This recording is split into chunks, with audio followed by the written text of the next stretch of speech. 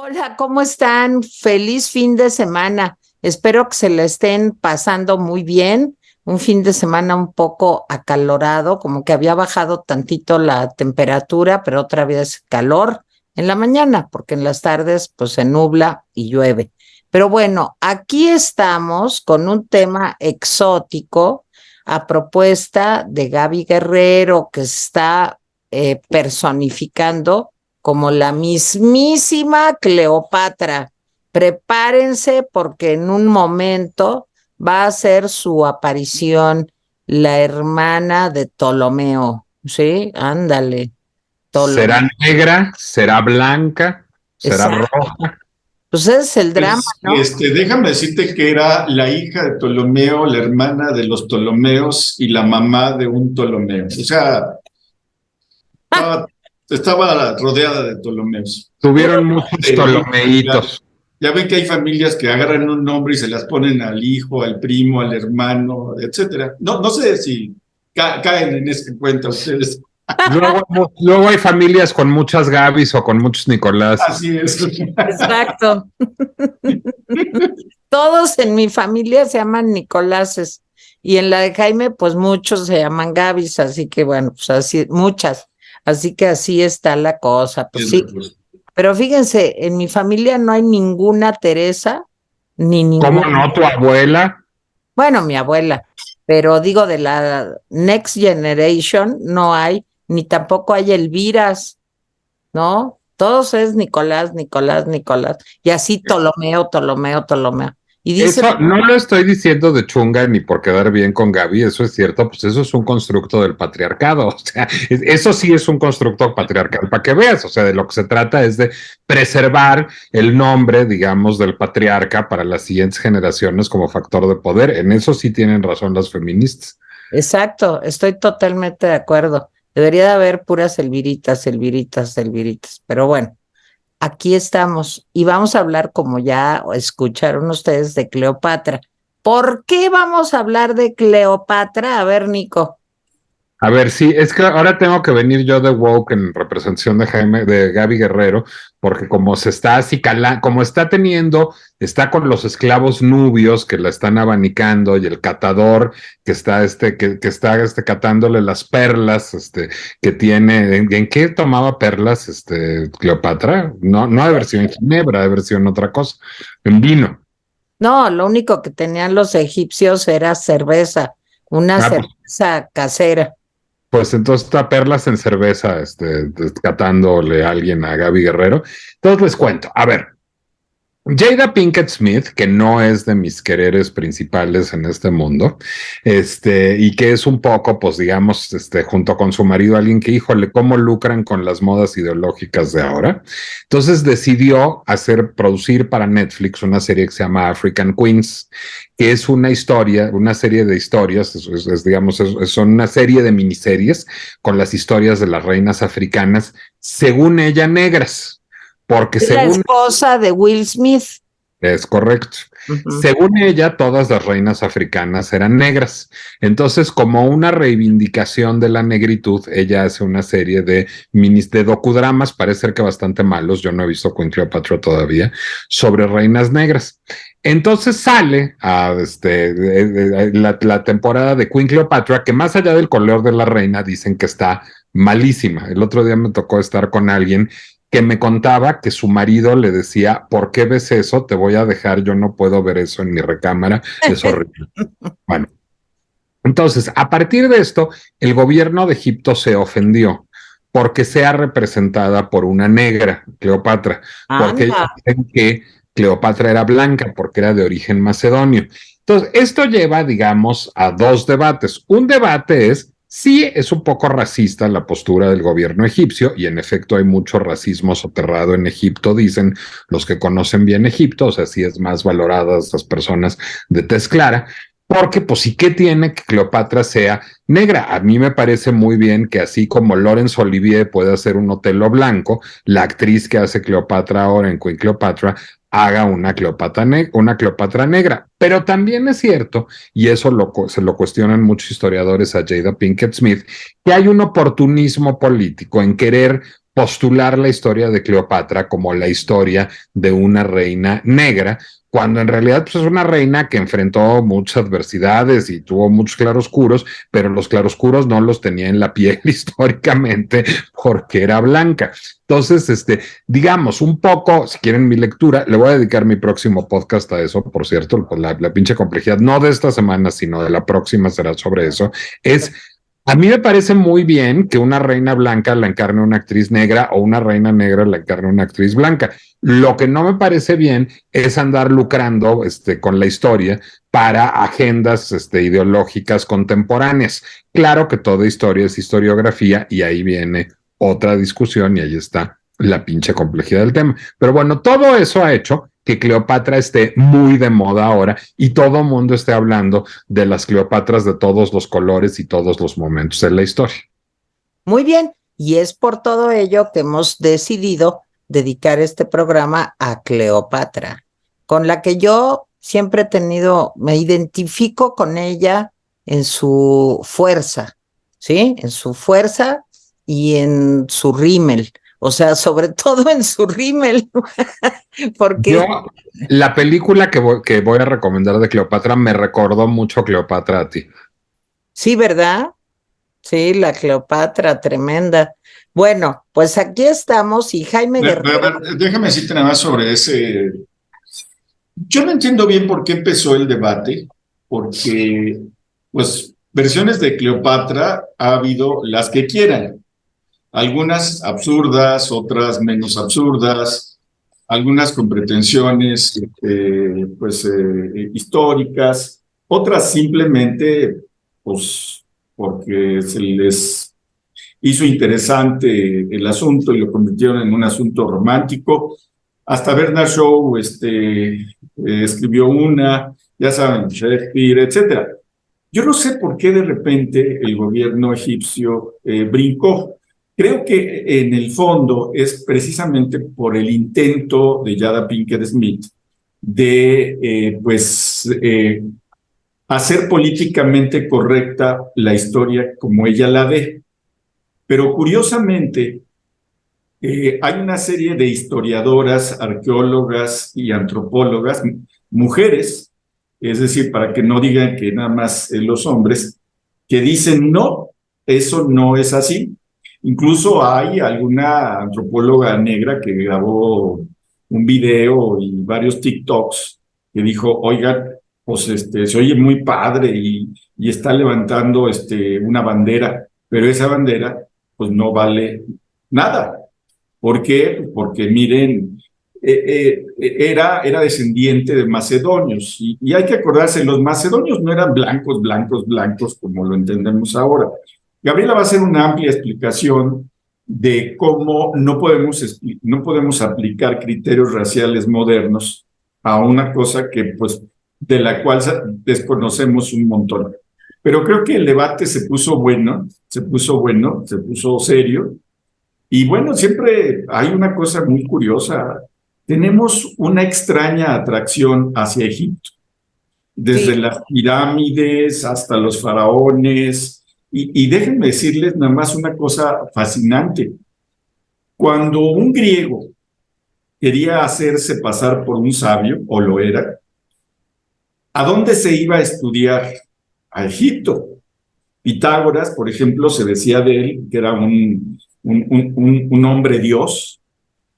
Según esto, había ido a estudiar Egipto. O sea, si tú querías tener prestigio, así como ahora Harvard y Cambridge, tú te ibas a estudiar a Egipto. ¿Alejandría? ¿Mandé?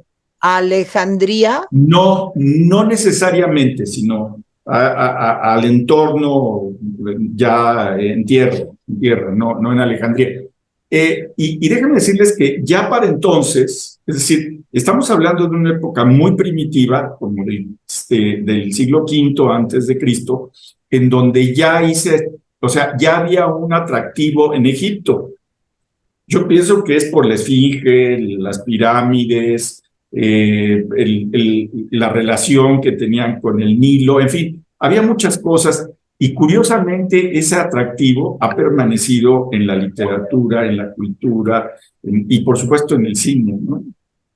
Muy bien, bueno, pues dado todo este preámbulo, pasemos al meollo del asunto, que son Yo quisiera decir, Anselmo, yo una cosa. Muy Tiene originales. razón, Jaime, en que hay macedonios de todos los colores, incluso hay macedonios de alma negra, como Félix Salgado Macedonio. ¡Ah! No lo pude evitar, perdón, era irresistible. Pero ese es alma infernal, yo diría más Sí, bien. él tiene la piel morena, pero tiene el alma negra. Sí, El completamente, macedonio. estoy de acuerdo. Bueno, pues órale, Jaime, empieza. Bueno, empezaré diciendo lo siguiente. Cuando yo tenía como 15 años, apareció en un número de Caballero, la revista aquella que uno compraba por los artículos, pero de paso veía Las a chavas. las chicas en cueros. Apareció un póster de Teda Vara. Ese fue mi primer contacto con una Cleopatra cinematográfica. Estoy hablando de que yo tenía 15 años. Entonces, el póster me fascinó. Me acuerdo que lo despegué y lo pegué en la puerta de mi closet, el póster de Teda Vara. Si usted no ha visto los fotogramas de Teda Vara haciendo el papel de Cleopatra, pues se ha perdido al sex symbol de aquellas épocas, antes de 1920. Y déjenme hacer una aclaración. Jaime Guerrero tenía 15 años y Teda Vara era cadáver, ¿no? Es que Jaime Sí, Guerrero claro, claro, era por supuesto. contemporáneo de Teda Ahora, Vara. sí, déjenme decirles que después hizo Salomé, y bueno, pues era así como toda la historia. En aquel entonces no existía, estamos hablando de 1917, no existía ni la 20th Century Fox todavía. Ahí uno no puede ver la película Cleopatra con Teda Vara porque se perdió y quién sabe si exista o no exista. Yo creo que hay que esperar un viaje en el tiempo para recuperarlo. Teda Vara, de veras, para la época, ese fotograma clásico que seguramente Nicolás conoce, seguramente Teresa conoce, pues es impresionantemente atrevido para la época. Sí. Lo conozco y lo mejor de Teda Vara es que Teda Vara, así se llamaba, porque bien dijo Jaime, Teda Vara es una creación de la Fox Film Corporation, Así es. que todavía no se fusionaba con 20th Century, y que tomaron a una buena chica de provincias que se llamaba Teodosia Goodman y le pusieron Teda Vara, que significa que es un anagrama de Arab Death, de muerte árabe, porque ella, justamente en esta película en Cleopatra, era como la muerte árabe y ejecutaba unas danzas psicalípticas, según dicen, muy perturbadoras, de la que solo sobreviven los fotogramas que dice Jaime. Bueno, después me enteré de que existía Claudette Colbert en la película esta que yo mencionaba, si no mal recuerdo, dirigida por Cecil B. DeMille, que era pues una leyenda, bueno, sigue siendo una leyenda, que no estaba nada apegada, pero bueno, pues ahí está. Luego la de Vivian Leigh, en César y Cleopatra, sobre un relato, una obra de teatro de Bernard Shaw. El propio Bernard Shaw hizo una adaptación para el cine y dicen que Vivian Leigh no tiene nada que ver con Scarlett O'Hara en esta película, lógicamente. Y bueno, está la de Sofía Loren, que hacía Las noches de Cleopatra, que era una película que dicen que no vale la pena más que para ver a Sofía Loren. Era muy joven Sofía Loren en aquella época, estamos hablando del 54. Y luego, por supuesto, la película que pues yo creo que ha recibido, si no, no se estén de acuerdo, pero es la que ha recibido mayor publicidad, la de Elizabeth Taylor en Cleopatra. Creo que es una película a la vez malísima y a la vez magnética. Es decir, uno empieza a ver y dice, esta película es tan mala, pero la luz, la misma Elizabeth Taylor, yo creo que es el gancho comercial de esa película. Yo voy a No hablar de puedes, esa. Yo voy sí, a ya hablar. sé, no voy a hablar más, nomás voy a decir, la tienes que seguir viendo. Yo tengo muchas cosas que decir cuando hable Teresa de Y eso. yo voy a hablar indirectamente de esa, de hecho, mi película es una parodia de esa. Bueno, y por si fuera poco, uno dice, no, no puede haber otra peor. Pues sí, una dirigida por Charlton Heston, que creo que fue su prima ópera como director, Marco Antonio y Cleopatra. Charlton Heston quiso contratar a Orson Welles, pero pues Orson Welles y Charlton Heston, pues bueno. Entonces la dirigió él mismo y por supuesto, adivinen quién hizo el papel de Marco Antonio. Sí, si ustedes piensan en Charlton Heston, sí, en fin, bueno. Pero yo no escogí ninguna de esas. Yo me acordaba que Tintán en algún momento había hablado no de Cleopatra, sino Cleopetra. No pude localizar la referencia de Cleopatra, pero me encontré con una cinejoya que se llama La vida íntima de Marco Antonio y Cleopatra. Así como lo oí. Bueno, esta es una película mexicana de 1947. Está en YouTube gratis. Yo les recomiendo que la pasen de YouTube a su pantalla de televisión y se van a divertir muchísimo con esa película. Es una película del 47 dirigida por Roberto Gabaldón. Nomás les voy a decir los dos intérpretes principales y con eso va a ser fantástico.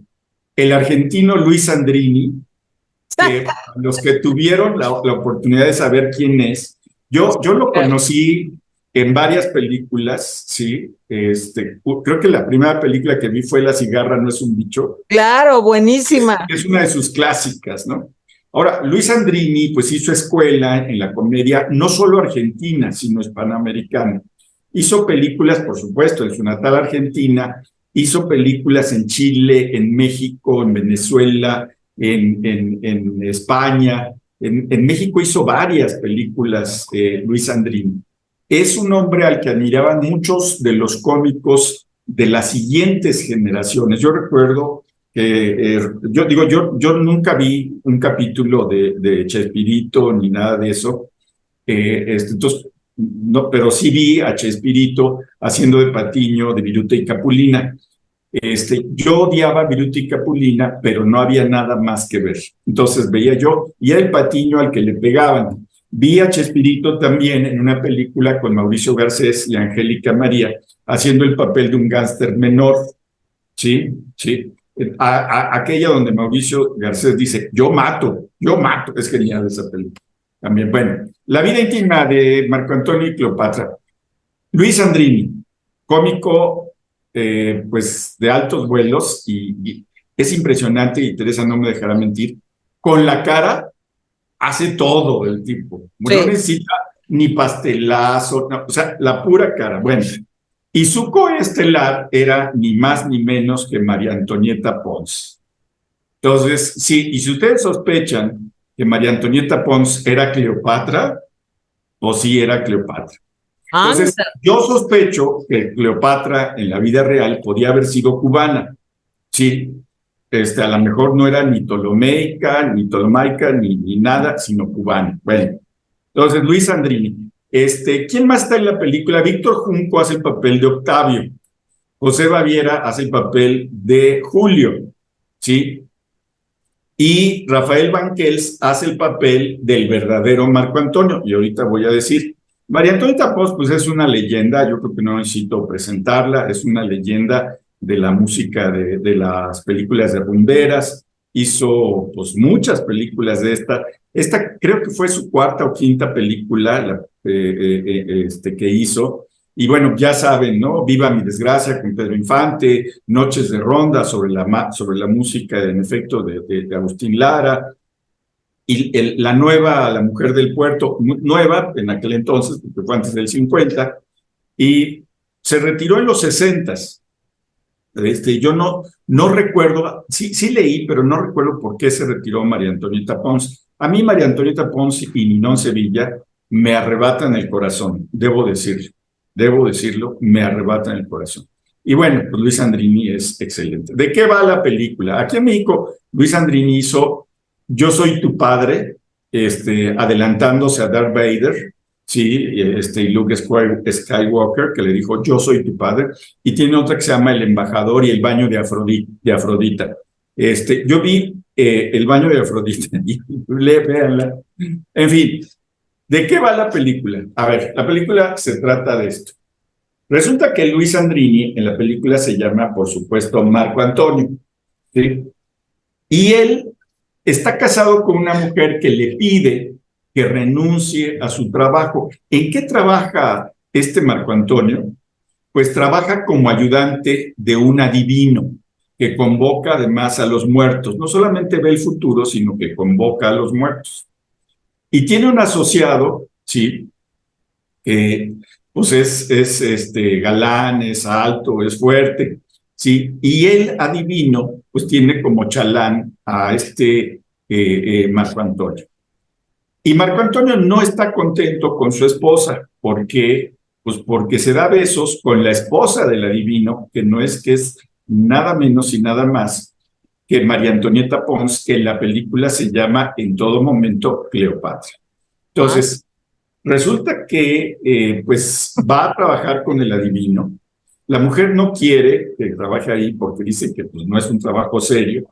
Dice, pues ya juntamos 15,000 pesos, sí, que en aquella época, el 46, 47, pues alcanzaba para comprar fácilmente una casa, sí. Y dice, ya juntamos 15,000 pesos y además no pago impuestos, sí, entonces no te quejes. Bueno, entonces va con el adivino, se da sus besos con la Cleopatra a escondidas del marido y le dice la Cleopatra, fuguémonos. Dice, ¿cómo? ¿Nos vamos a fugar? Sí. Dice, bueno, no estoy preparado, pero ¿cuándo? Dice, ¿cuánto tienes tú? Le dice Cleopatra. No, 15,000 pesos. Ah, mi marido sacó todo el dinero del banco ayer, así que con lo tuyo y lo mío nos podemos ir. Y entonces dice, pues sí, le voy a escribir una carta a mi mujer, ¿sí? Entonces le pide permiso al adivino, va a su casa, le escribe la carta a su mujer de despedida y regresa con el adivino. Pero resulta que en ese momento, con el adivino, llega una señora que era su mejor clienta y le dice al adivino que quiere que la conecte con su marido muerto porque era el aniversario de la muerte de su marido. Y entonces no está el ayudante, que era el medium, entonces le dice a Marco Antonio, pues Marco Antonio, vas a ser tú el medium. Y dice, no, pues eso está medio raro, dice Marco Antonio. Yo la verdad no. Dice, hazlo por mí. No, dice, yo lo hacía por usted, pero por mí no lo voy a hacer. Entonces, ese era el tipo de frases que metía Luis Andrini. En fin, total que lo convence el adivino y dice, tienes que convocar al espíritu. Y convoca al espíritu, pero se equivoca de espíritu. Y convoca y llega, fíjese, antes de Regreso al Futuro, y convoca a un espíritu y el espíritu que llega es el de Marco Antonio, el romano, ¿sí? Y entonces le dice, ¿pero quién eres tú? No, pues dice, yo tengo que ir a ver al César. Dice, yo me quedé allá y no sé qué. Y total, le dice el Marco Antonio de la modernidad, le dice, ¿sabes qué? Pues el problema es que yo amo a Cleopatra. Ah, ¿amas a Cleopatra? Pues vente conmigo para que la ames bien. Total, el espíritu de Marco Antonio el romano se lleva al Marco Antonio argentino al pasado. Y uno dice, esta película está desquiciada, o sea, desquiciada. Y sí, si ustedes piensan que salen trajecitos romanos, sí, son romanos mexicanos. Todos ellos son romanos mexicanos. Por cierto que la película recibió un Ariel por la escenografía y supongo que para la época era mejor escenografía que las películas del Santo que se harían 20 años después. Nomás hago esa aclaración.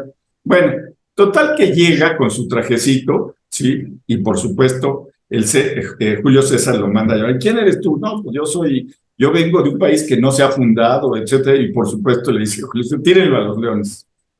Y lo tiran a los leones. Y resulta, digo, ya es para morirse, que cuando sale a la plaza, tocan música de las corridas de toros modernas. Bueno, nunca fueron modernas, pero bueno, de las corridas de toros. Y entonces le dan una red y un tridente, ¿sí? Y empieza a torear al león.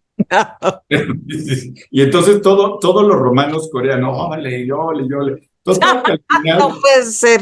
Sí, no puede ser.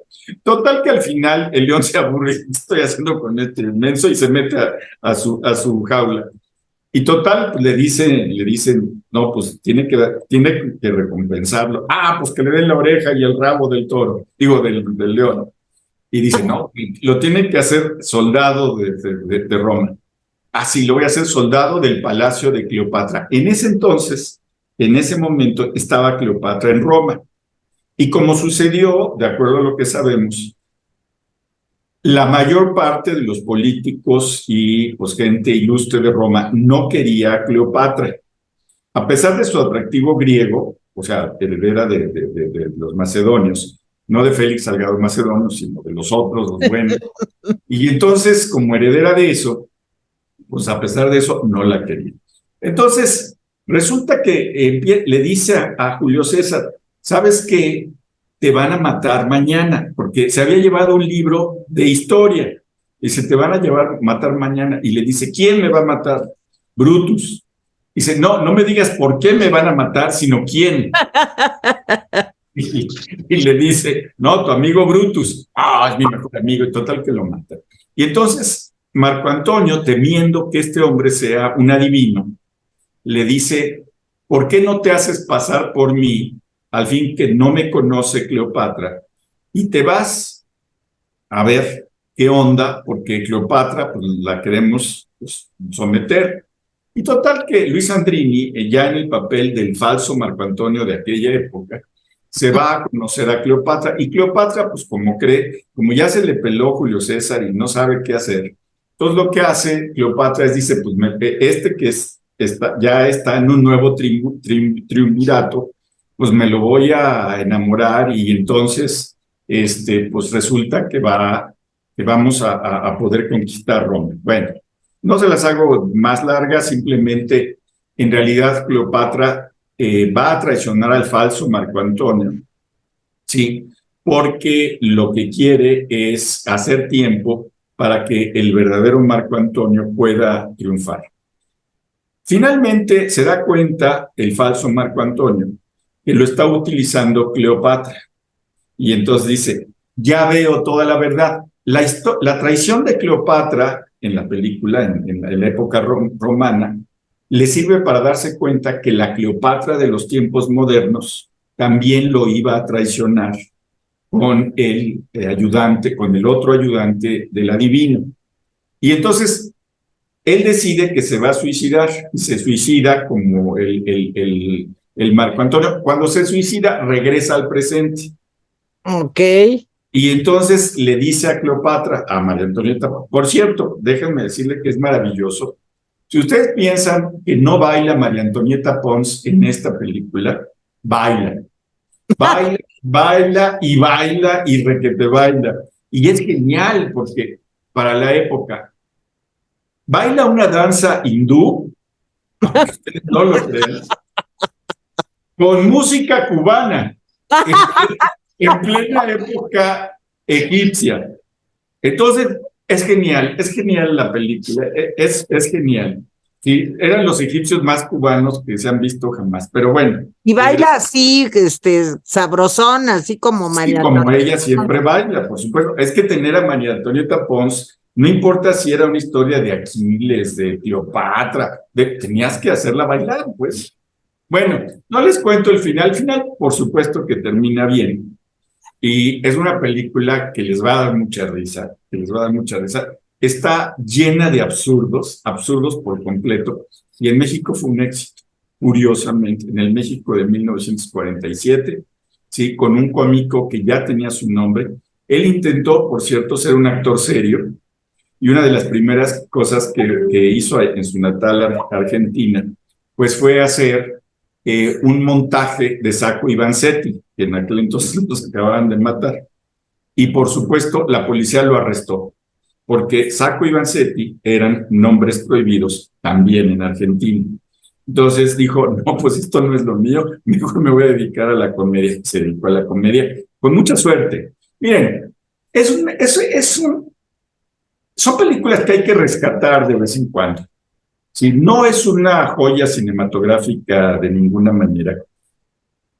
Es una película que los va a hacer pasar un buen rato, ¿sí? Con un Luis Andrini desconocido para estas épocas, ¿sí? Y con una María Antonieta Pons, que a pesar de todo, pues es maravilloso verla bailar. Y yo con esto termino. No, pues miren, yo conocí muy bien a Luis Sandrini y les voy a decir por qué.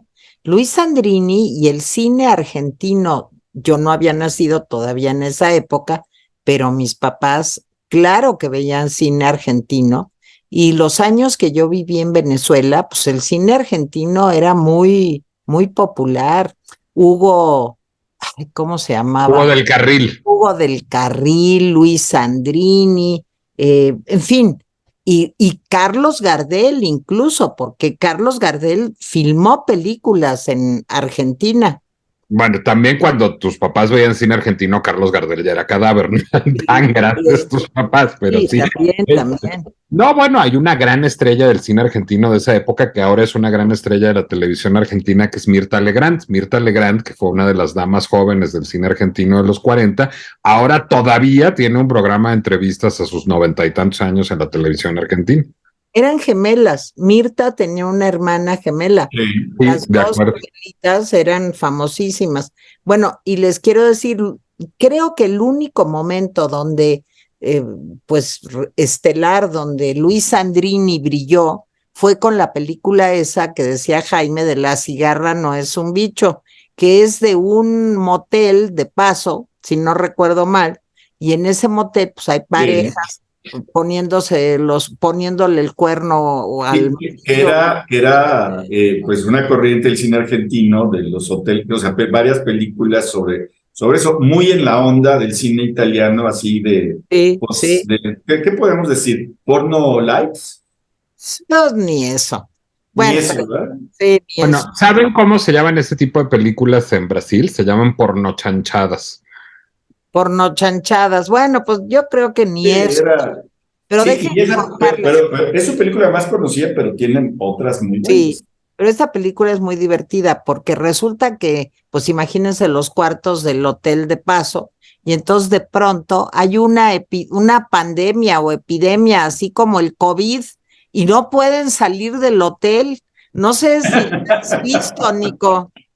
No, suena muy bien. No, no, no, no. Bueno, yo me acuerdo, ya ven que a mí me llevaban mis papás a ver películas, raras y para adultos, pero yo me acuerdo que yo me divertí muchísimo viendo la película, era, pues, desternillante de risa de todo lo que pasaba y los problemas, con la pandemia y no podían salir y lo que decían y lo que inventaban y luego gente que terminó sin saber que estaban ahí conociéndose y yo no me acuerdo, Jaime, creo que había el esposo de una señora o algo así, ¿no? La pareja ahí también. En fin, Estaban los dos, sí, con pero otros, no entre ellos, sí. con otros. O sea, la película fue un exitazo. Y Luis Sandrini, a mí lo que más me recuerda, no sé si estarán de acuerdo, es a Walter Matthau. Claro. Era Bueno, muy, muy, pero quién sabe, pero era un cómico, digamos, sí.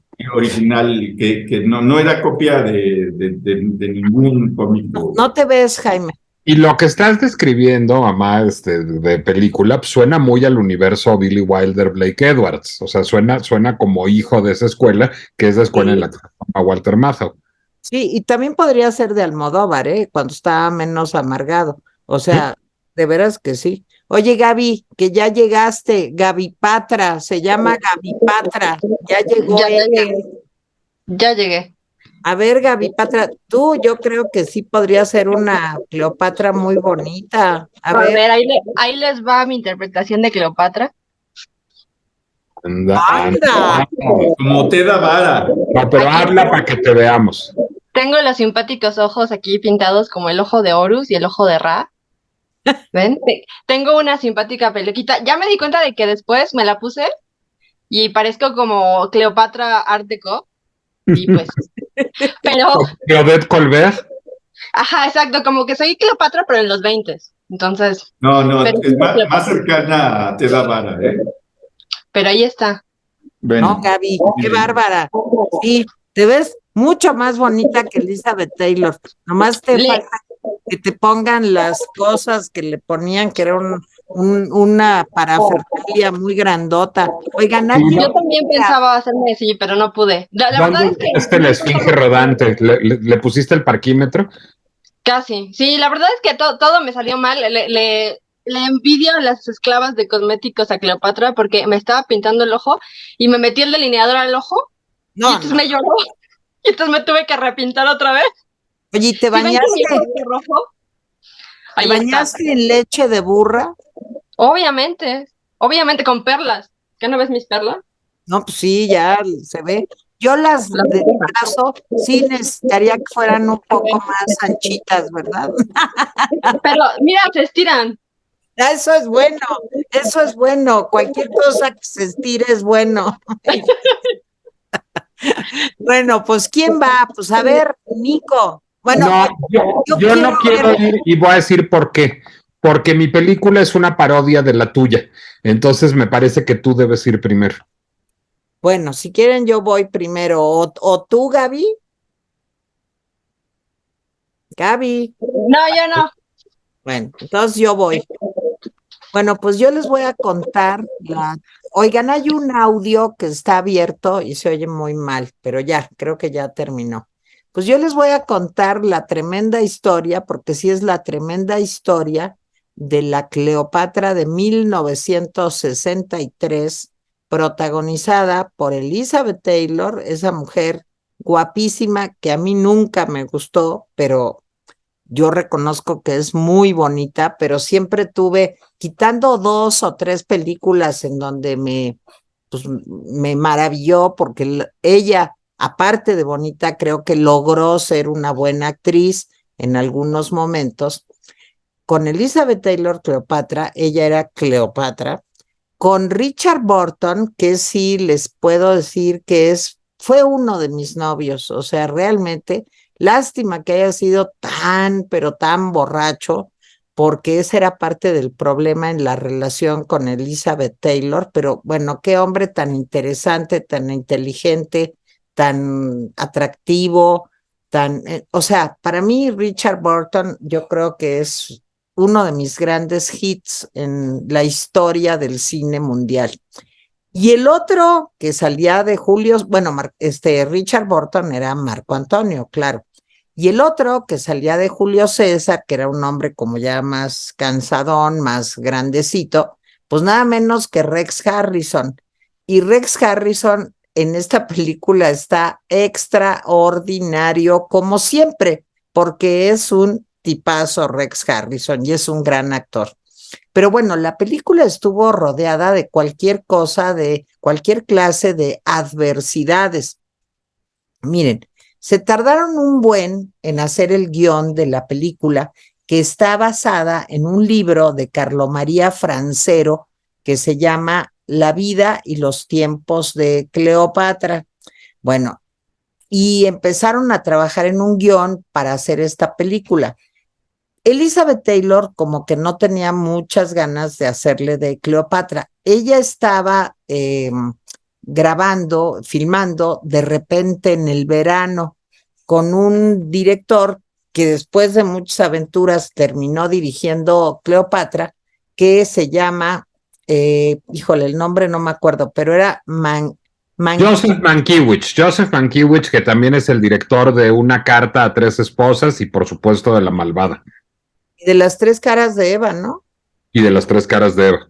Y de las 3 caras de Eva, eso sí lo recuerdo muy bien. Bueno, entonces, pues ella estaba filmando de repente en el verano, Elizabeth Taylor, entonces este señor Mankiewicz le dice, oye, pues fíjate que me están ofreciendo Cleopatra, y ella dice, híjole, pues no se me antoja nada, yo, Cleopatra, ya saben, con los ojos azul, violeta, ella era muy, muy, muy blanca, hago énfasis en esto por lo que va a decir Gaby en un ratito, y una mujer bellísima. Les digo, a mí no me gustaban, se me hacía muy bonita, pero no sé, nunca tuve empatía con esta mujer, vamos a decirlo así. Total que dice Elizabeth Taylor, pues me voy a poner mis moños y les voy a decir que me paguen $1,000,000. Esto pasaba en 1959, 60. Híjole, y que le pagan, que le dicen, ok, queremos que seas Cleopatra y te vamos a pagar $1,000,000. Ella fue la primera actriz de Hollywood que cobró una cantidad así de importante.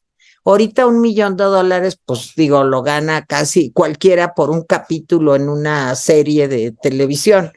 Pero imagínense por Cleopatra, y como están viendo, de 1959 a 1963, que se estrena la película, pues habían pasado 4 años, 4 años de una friega espantosa, y les voy a decir por qué. Primero iba a haber 2 actores que iban a ser Marco Antonio, que iba a ser un hombre que a mí me gustaba mucho, también de aquellos años, que se llamaba Stephen Boyd.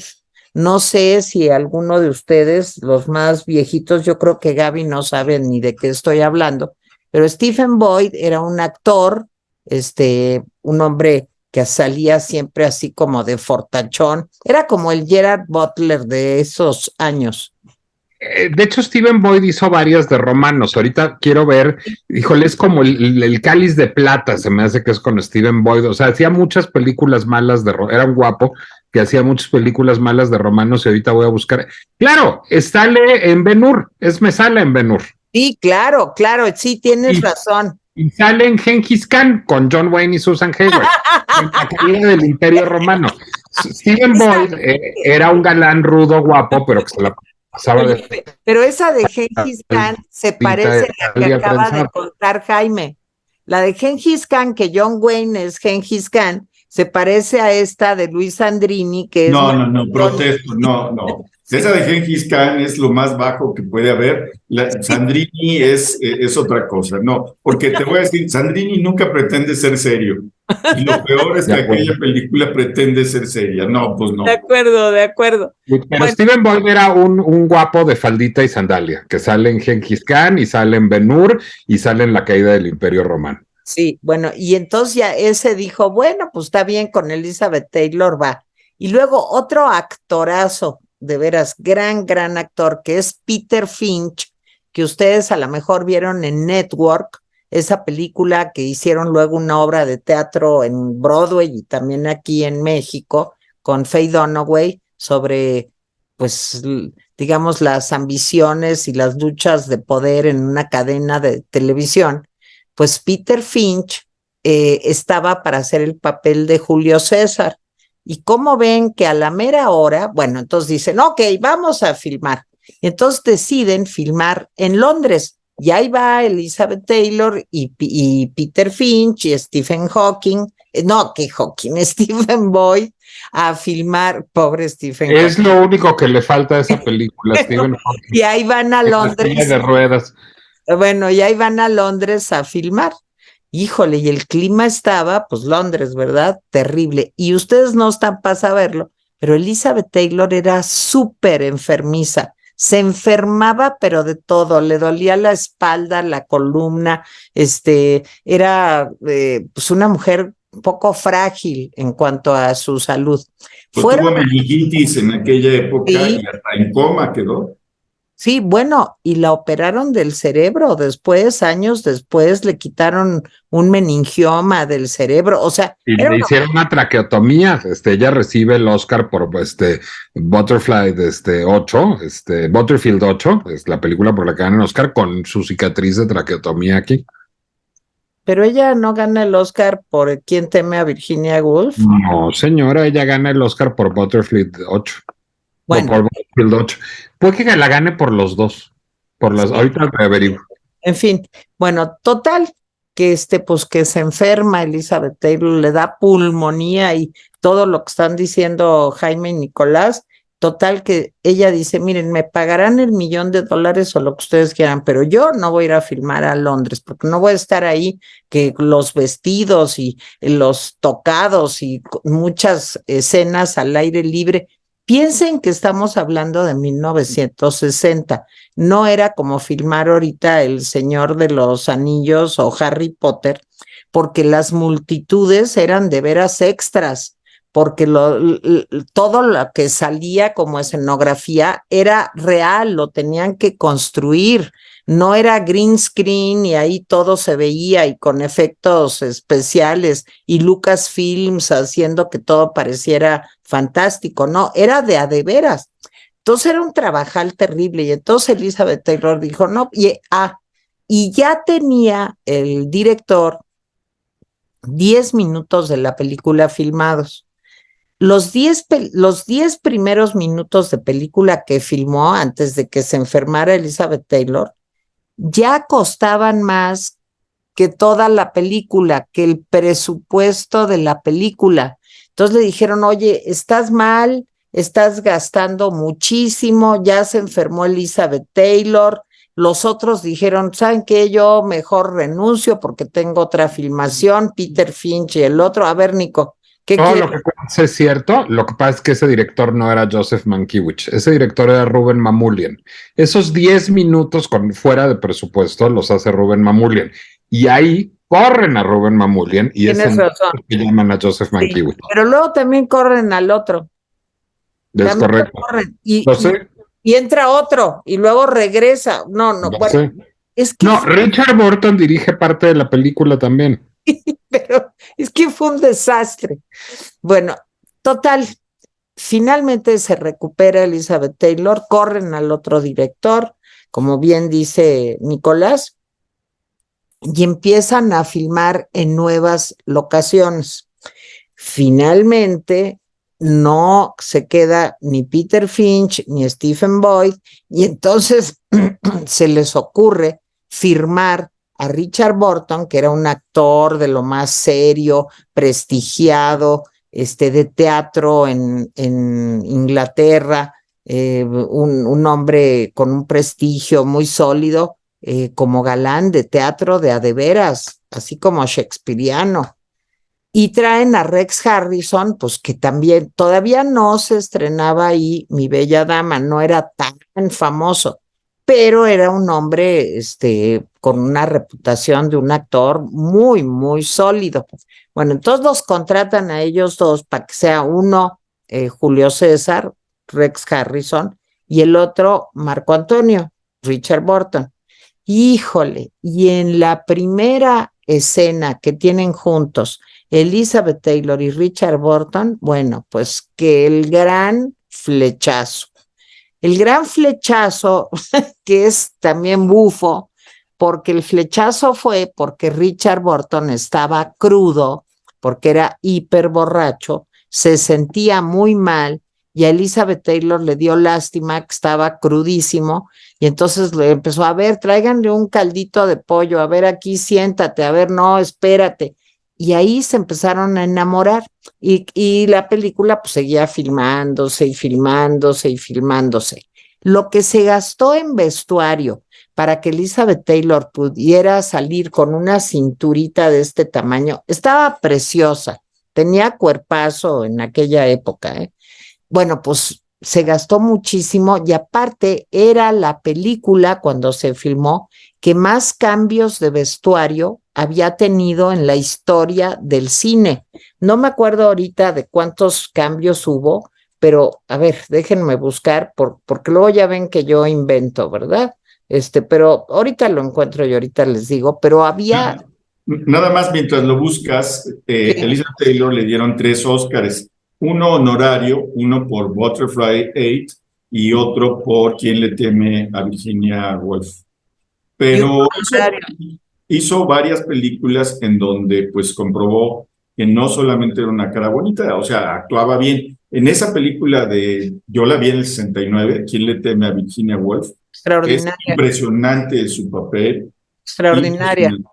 Sí, y hay otra, hay ya ya en tiempos más recientes, hay otra película con Mark Hammond, el que ahora sale de protagonista de una serie de televisión que se llama NCIS, Sí, sí, que estaba muy joven, Mark Hammond, era 1980 yo creo, en donde él hace el papel del amante joven de una mujer venida menos. Esa película, no recuerdo cómo se llama, es una película pues, que no ha recibido el mérito que debería tener, pero sí, en efecto. Y bueno, su interpretación de una gata bajo el tejado caliente, ¿no? sí, claro, claro.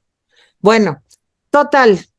Elizabeth Taylor se enamora de Richard Burton en lo que están filmando y entonces la cosa se vuelve terrible porque ella, ahí les va el chisme, ella cuando comienza la película está casada con Mike Todd, que por cierto, esto yo no lo sabía, me enteré estudiando esto, es el inventor de una forma de proyección que se llama Todd, como él, AO, que es como una pantallota grandotota. Seguro Nico o Jaime saben de qué les estoy hablando. A ver, ahí voy. El TODEO fue uno de los primeros procesos anamórficos. Cuando empieza a competir el cine con la televisión y quieren tener espectacularidad y esta pantalla más alargada, hay varios procesos anamórficos. O sea, como que cada compañía empieza a desarrollar sus procesos anamórficos. Son el CinemaScope, el VistaVision, el SuperScope, Cinerama, el Cinerama, que eran 3 pantallas era pegadas. lo máximo. Y el TODEO era uno de esos procesos anamórficos. Finalmente se convirtió en el estándar industrial CinemaScope en los años 60. CinemaScope desapareció cuando aparece Panavision y ese es todavía el estándar industrial. Bueno, pues ella estaba casada con Mike Todd, que era este señor que inventó esta pantallota. Bueno, y Elizabeth Taylor en el contrato puso además que le tenían que pagar también regalías a su marido, a Mike Todd, era su cuarto marido, eh, pues para que ganaran también por esto con la película Cleopatra. Calculan que para la época pues Elizabeth Taylor se llevó $7 millones, que sí fue una súper la nota. Pero ¿qué creen? Que en un accidente de aviación, ella dice que estaba muy enamorada del marido y en un accidente de aviación que se muere Mike Todd. Entonces ella, todo esto mientras se estaba trabajando para filmar Cleopatra, pues ella era muy amiga de Debbie Reynolds. Debbie Reynolds, por si ustedes no saben, es la mamá de Carrie Fisher, la princesa Leia de Star Wars. Bueno, pues Debbie Reynolds estaba casada a su vez con un cantante bueno que se llamaba Eddie Fisher. Eddie Fisher. Eran amigas las dos parejas, Mike Todd y Elizabeth Taylor, y Eddie Fisher y Debbie Reynolds. Bueno, pues resulta que ellos, muere Mike Todd y los Reynolds, la Debbie Reynolds y el Eddie Fisher van a consolar a la pobrecita de Elizabeth Taylor que se quedó viuda. Y a Elizabeth Taylor, muy linda ella, se le hace sencillo bajarle el marido a Debbie Reynolds. Y entonces empieza a tener un súper romance con Eddie Fisher y se vuelve Elizabeth Taylor la más mala, malísima, pues una bruja. Y Debbie Reynolds pues se queda sin amiga, sin pareja, con los niños, y Eddie Fisher se vuelve loco por Elizabeth Taylor. Todo esto pasaba como telón de fondo, digamos, mientras se filmaba Cleopatra. Entonces venía Elizabeth Taylor de un escándalo, primero porque se le había muerto el marido, segundo porque le había bajado el marido a su mejor amiga, que era Debbie Reynolds, y estaba con Eddie Fisher. Pero cuando conoce a Richard Burton, entonces dice, no, pues a mí no me importa nada, ni quiero nada más que a Richard Burton. Y Richard Burton también estaba casado con una señora y empieza el romance. Entonces ya se podrán imaginar, ya a nadie le importaba Cleopatra o de qué se trataba o lo que sea, sino todo era ir a ver cómo se hacían las escenas de amor entre Richard Burton y Elizabeth Taylor, si seguía el romance, porque eran intensos, entonces se peleaban, se contentaban. En todas las revistas de la época del corazón, pues salían fotos de ella y él y cómo las miradas y no sé qué. Bueno, total, miren, primero los productores dijeron, oigan, esto está fatal, pues ¿qué vamos a hacer? A nadie le importa la película, a todo mundo lo que le importa es el romance. Pero luego se dieron cuenta de que esto le daba una enorme promoción a la película. Para no hacerles la historia larga, después de una serie de problemas, se tardaron 3 años en hacer la película, casi 4. Bueno, pues deciden que van a correr. ¿Se acuerdan que habían corrido al primer director de la película? Porque era el que cuando se había enfermado Elizabeth Taylor. Pues al segundo, a este Mankiewicz, también deciden correrlo porque el gastadero había estado cañón y porque había hecho una hermosa película de 5 horas. Imagínense, 5 horas de película. Entonces los productores dijeron, no, pues saben que esto no lo va a ver nadie. Se había gastado en escenografía, en viajes, en vestuario, etcétera, más todo lo que quería la señora Elizabeth Taylor, más el escándalo que estaba alrededor de la película. Entonces dijeron, no, nosotros no podemos estrenar una película de 5 horas. Y el director, Mankiewicz, dijo, pues saben que yo no quiero que pase esto, no la quiero cortar y me niego a la edición. Hagan ustedes lo que les dé la gana. A mí páguenme mi dinero y hagan lo que les dé la gana. Y que traen a otro editor y a otro director. Ya el estudio estaba preocupadísimo. Decían, bueno, ¿qué vamos a hacer con esto? Es la ruina. Total, traen al director y a otro editor y cortan la película. Muchísimo. Queda de 4 horas. O sea, entonces empiezan a pensar, ¿y si hacemos Cleopatra primera parte y luego Cleopatra segunda parte? Entonces dicen, no, porque imagínate, yo creo que no les va a gustar la primera parte, luego nadie va a ir a ver la segunda parte. No le tenían nada de fe a la película. Bueno, finalmente, con todo y el recorte, pues deciden que quedó una cochinada y vuelven por segunda vez a contratar al Mankiewicz. Bueno, llega el tipo y entonces decide que hay que filmar nuevas escenas, porque con toda la tasajeada que le dieron para cortarla de 5 horas a 4, pues algunas cosas no se entienden y ya reponerlo, pues no, y total, deciden volver a filmar en Londres escenas con Richard Burton y también una batalla. Imagínense los extras, el vestuario, el rollo que era en esa época, sin efectos especiales, filmar una batalla.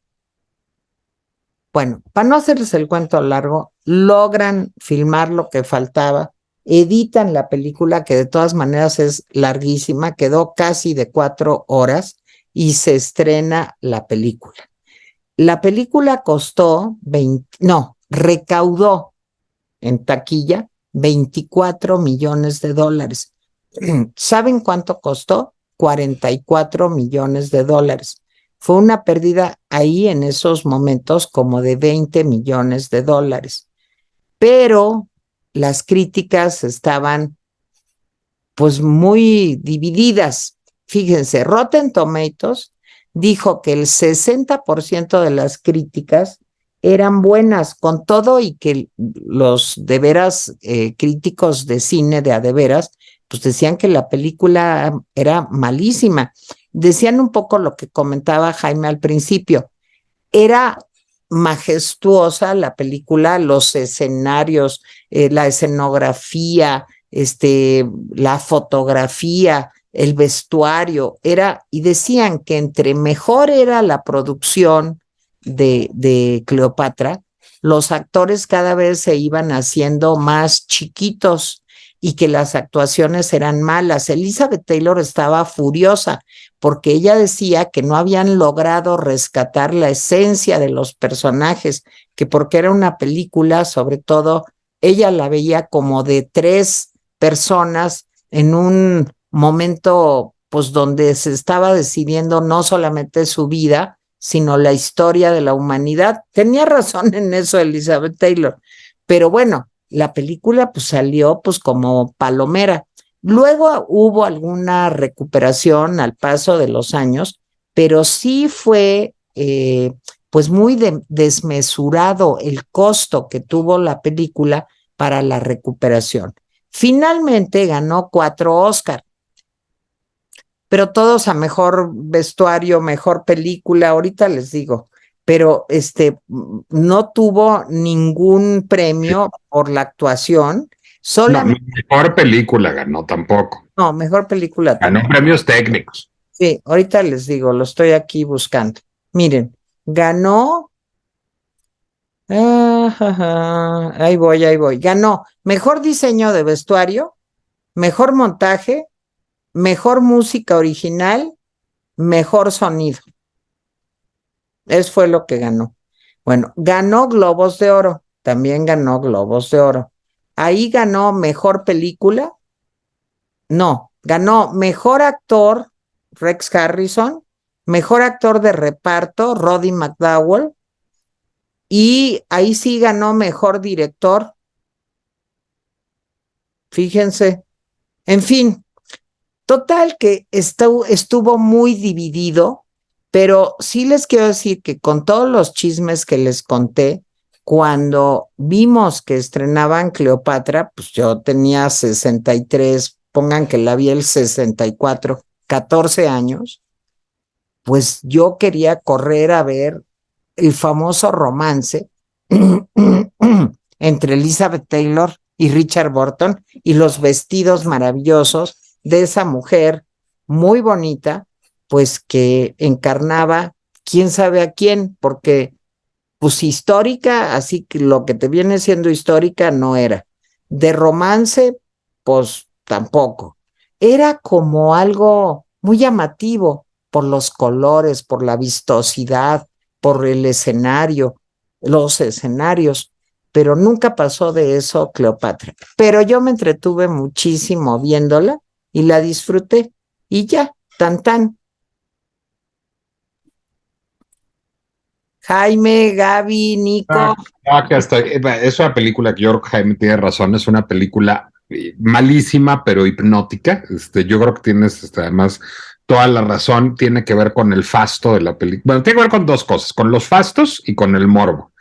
La película es delirantemente fastuosa, Sí. o sea, puede haber habido nunca civilización alguna en la historia de la humanidad que tuviera ese nivel de fastos, o sea, no hay película de Mil, no, o sea, no hay nada tan delirantemente fastuoso como Cleopatra.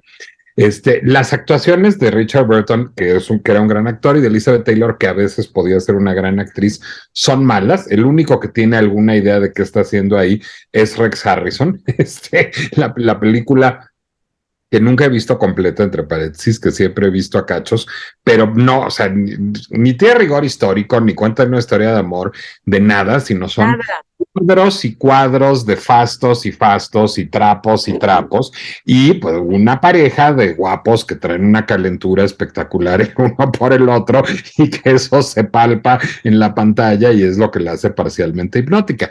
Esa película fue el inicio de la debacle que vivió Hollywood en los años 60. Es decir, después de Cleopatra, lo que pensaron es, si hacemos superproducciones con un poquito de mejor control presupuestal, nos va a ir bien, y les va bien con My Fair Lady y a 20th Century Fox con La Novicia Rebelde, porque My Fair Lady es de Warner Brothers, y entonces lanzan a producir cualquier cosa, cualquier cantidad de películas elefantiásicas como Tora, Tora, Tora, o como Doctor Dolittle, o como Hello Dolly, y a punta de blockbusters quiebran el estudio a finales de los años 60. Es un síntoma del inicio de la hipertrofia hollywoodense de los años 60 a Cleopatra, y eso hoy, pues digamos, queda como una lección admonitoria de un tipo de cine que ya no tenía sentido, pero es entretenido. Yo debo decir que la historia de Cleopatra, en cualquier forma, tiene la leyenda negra no muy conocida de que siempre que se hace una versión de Cleopatra, hay escándalos detrás de la película o hay todo tipo de accidentes. La de Ted Avara, pues ya les decía yo que se perdió y quién sabe si algún día se puede ver. La de Vivian Leigh de 1945, curiosamente, ustedes no están para saberlo, pero se interrumpió varias veces porque bombardeaban Londres todavía. O sea, todavía no terminaba la guerra, la Segunda Guerra Mundial, Entonces Cleopatra tuvo que también pues aguantar a los nazis. Entonces, bueno, la que tú has contado, toda suerte de cosas caóticas y enfermedades y chismes, pero también la Charlton Heston en los 70s, porque primero fue un director, luego otro, nadie quiso, se le acabó el presupuesto, cambiaron de guiones 20,000 veces y terminaron como pudieron esa película, que es muy mala. Sí, yo nunca la he visto, pero yo no he visto ninguna de las críticas que sea buena. Sí, entonces, y bueno, Charlton Heston yo creo que estaba dotado para algunas cosas, pero para ser director, no creo. Sí, en fin. Entonces, es la historia de Cleopatra siempre trae escándalo, siempre trae escándalo. Ok, ok, bueno, Gaby, ¿la viste? Gaby, Sí la vi, claro que la vi. a Me ver, la puso, me la puso alguien que no se la ha mencionado aquí y me dijo, ¿te gusta lo egipcio, no? Te voy a poner esta película. Y ándale. la vi y me dije a mí misma, creo que nunca voy a ver a una Cleopatra tan mala como esta. O sea, creo que esta es la peor Cleopatra de la vida. Y yo ojalá hubiera tenido razón, pero la vida me ha enseñado que siempre se puede poner peor. Sí, claro. La vida me trajo una Cleopatra todavía peor. Entonces, ahora estoy del lado de Elizabeth Taylor. Oye, pero ¿no te gustaron los trapos, los Me tocados? encantaron. Me encantó todo, todo es dorado. Y yo amo lo dorado. Entonces yo hubiera sido feliz. Y la verdad es que, pues, es como comiquita, no es como graciosita. Como que la ves y te ríes. Entonces, pues digo, va, está bien, está chido. Si me río, está bien. Pero no sé decir, esta Elizabeth Taylor, a mí no se me hace guapa, la verdad. Yo soy del campamento de que no se me hace atractiva. Y entonces la pusieron, y el otro, el hombre, se me hace pues bastante feo también. Ya ¿Richard sé que Burton? No, sí, ya no, sé que estoy diciendo cosas terribles para ti, lo sé, lo sé. Y no, para Pero mí, ¿eh? O sea, yo quiero ser Richard Burton cuando sea grande. oye, yo, ¿quieres ser Elizabeth, alcohólico y escribir un diario acerca de Elizabeth Taylor? Claro, ¿quién no? O sea, Claro, whisky, Elizabeth Taylor, poesía, ¿qué otra cosa puede uno querer en la vida? oye, claro. pues yo te voy a decir una cosa, a mí Elizabeth Taylor tampoco me gustó nunca. Me hacía bonita, pero no me gustó. Pero él sí, Richard Burton sí. Claro que a lo mejor yo me hubiera quedado con Rex Harrison en lugar de Richard Burton, no lo sé, no lo sé. Ninguno, ¿eh? No, yo no le voy a ninguno. Pero la verdad es que la vi y dije, no, por Dios, qué película tan mala, ¿cómo alguien pudo ver esto? Como Cleopatra, que no sé qué.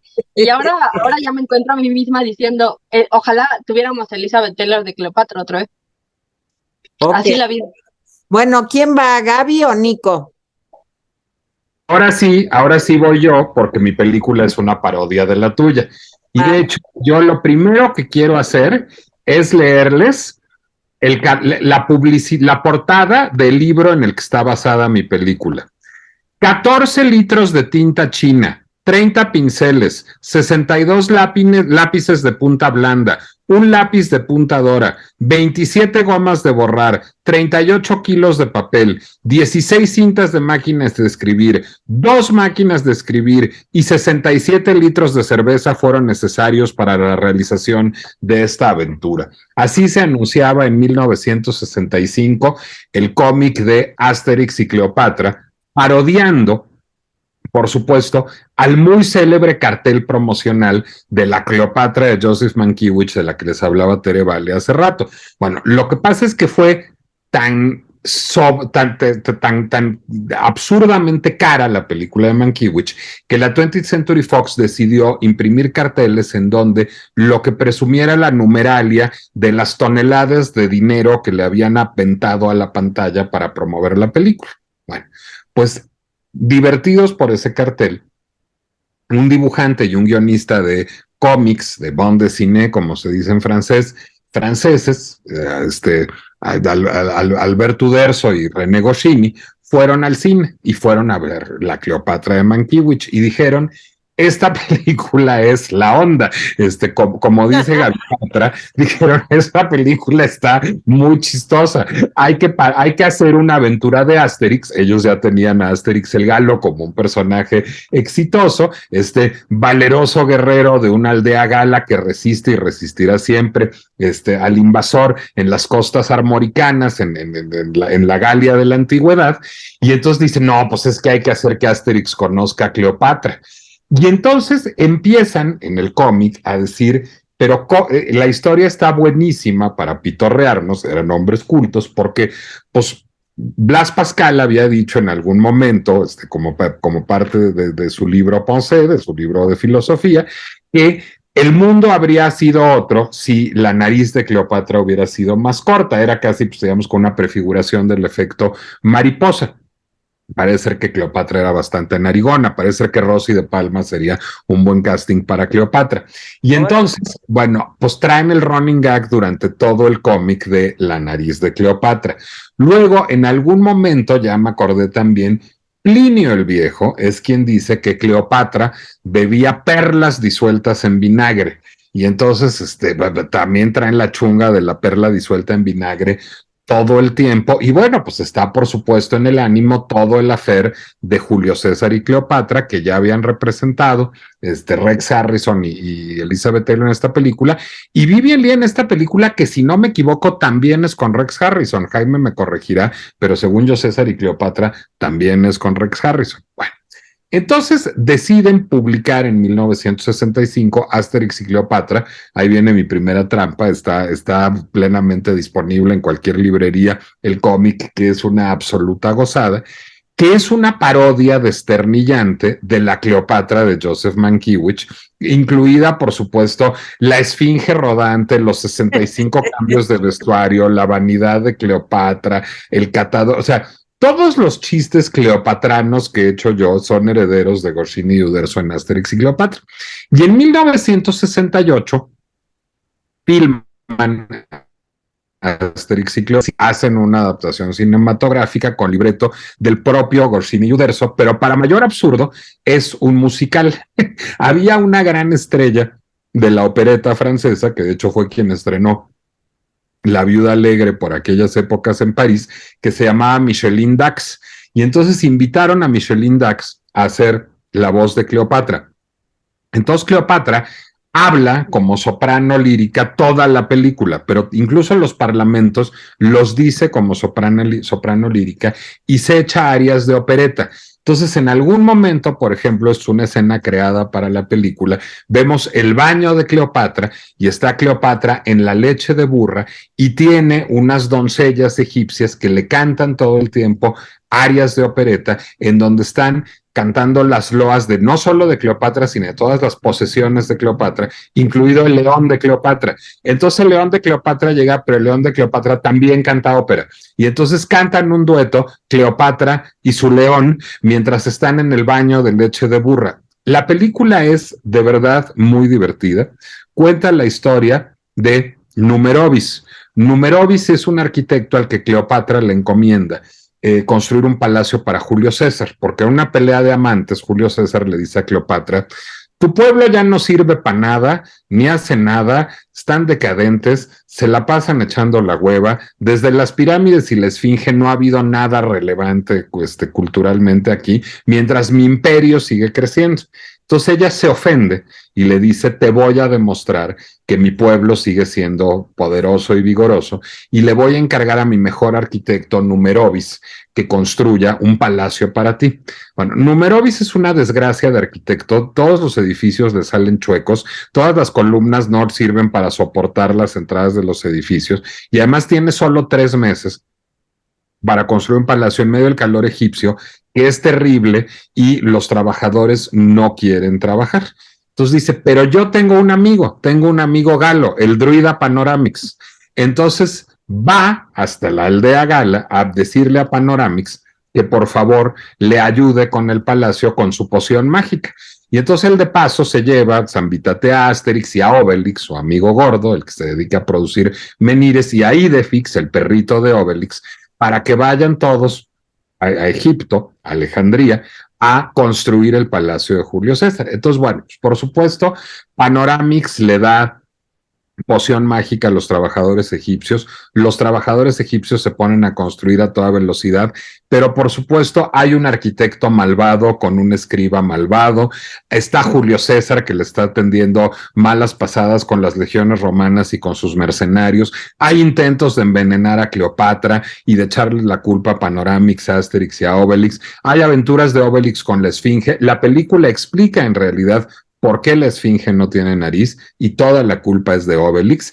Y hay pingües números musicales en donde hay jabalíes bailarines, pollos bailarines, egipcios bailarines, Cleopatra canta opereta. La película pero es una película claramente de 1968 porque es como un trip egipcio con citas de Pascal, con Chunga de la Cleopatra de Joseph Mankiewicz con Elizabeth Taylor, pero con Asterix y Obelix y jabalíes que bailan y leones que bailan. Es una pinche maravilla, se llama Asterix y Cleopatra, es cortita, dura 1 hora y 10 minutos, está en YouTube en francés o en español, la pueden ver en cualquiera de los dos, y ya si les da mucha curiosidad, hay una película que se llama Asterix y Obelix Misión Cleopatra, que es exactamente el remake de acción viva de esta película, en donde Gérard Depardieu es Obelix y Cleopatra es Mónica Bellucci.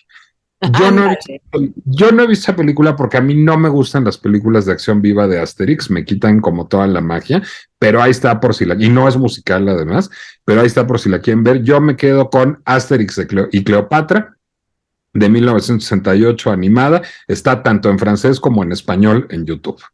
No, Nico, pues se me antoja muchísimo. No lo he visto. El dueto de Cleopatra y el león cantando ópera es una cosa prodigiosa. Mira, está muy bien. No sé si la vieron, Jaime, Gaby. Yo sí la vi. ¿Y qué te pareció?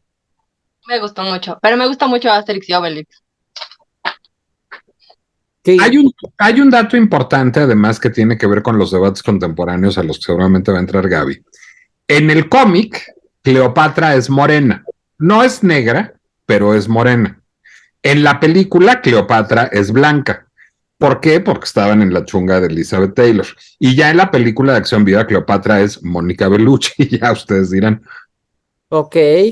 ¿Y tú, Jaime, la viste?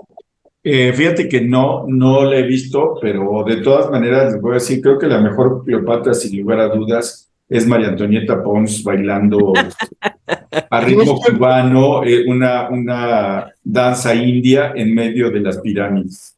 Yo no he visto la película de Jaime, me muero de ganas de verla, pero en ese mismo orden de ideas les recomiendo que también está en YouTube los episodios en que Anabel Ferreira hacía a Coralia Cleopatra. En su programa producido por Enrique Segoviano, que era de risa loca, Anabel Ferreira encarnaba a una secretaria de extracción popular que tenía varios tics al hablar muy divertidos y que era muy inteligente, pero muy desastrosa y siempre le pasaban cosas improbables. Entonces un día en un museo arqueológico, Coralia se cae y se pega en la cabeza y delira que es Coralia Cleopatra. Y entonces Coralia es la emperatriz del Nilo y de veras Anabel Ferreira está muy simpática como Cleopatra, pero estoy de acuerdo, María Antonieta Pons debe estar mejor y Anabel Ferreira solo puede aspirar a un segundo lugar. Muy bien, pues Gaby, vámonos rápido. Tú cierra con broche de oro. Todas estas Cleopatras son mejores Cleopatras que la Cleopatra de Netflix. Yo no sé si ustedes vieron la serie, la miniserie, pero yo la vi y dije, ok, a ver, vamos a ver, porque todo el mundo se quejaba, es que cómo hicieron a Cleopatra negra y luego la gente de la serie es, por cierto, Jada Pinkett Smith, que es la esposa de Will Smith, que tenía una serie que se llama Red Table Talk y es activista de Black Lives Matter. Entonces, ella dice, voy a hacer una serie de series de reinas africanas. Pero yo creo que Jada Pinkett Smith no entiende que africano no quiere decir necesariamente negro. O sea, como que piensa que una cosa es sinónimo de la otra. Y entonces hace esta serie de Cleopatra y entonces dicen ella y la directora que se llama Tina Garabi. Tina Garabi es una mujer persa, británica, americana. Y entonces hacen la serie y dicen, vamos a escoger una actriz negra. Porque obviamente Cleopatra era negra, porque era africana, porque Egipto está en África. Y si piensan que estoy siendo exagerada, esa es exactamente la lógica que se utilizó. la lógica fue, pues como Egipto está en África y los africanos son negros, pues tenemos que conseguir una actriz negra. Y lo más fascinante de esto fue que me encantó que en vez de conseguir una actriz, no sé, africana o egipcia, contrataron a una actriz que es mezclada, es mitad negra, mitad blanca, británica. Porque obviamente no teníamos suficientes acentos británicos en los antiguos griegos y los antiguos egipcios. Todo el mundo en el mundo antiguo tenía acento británico, sin importar su color. Todo el mundo.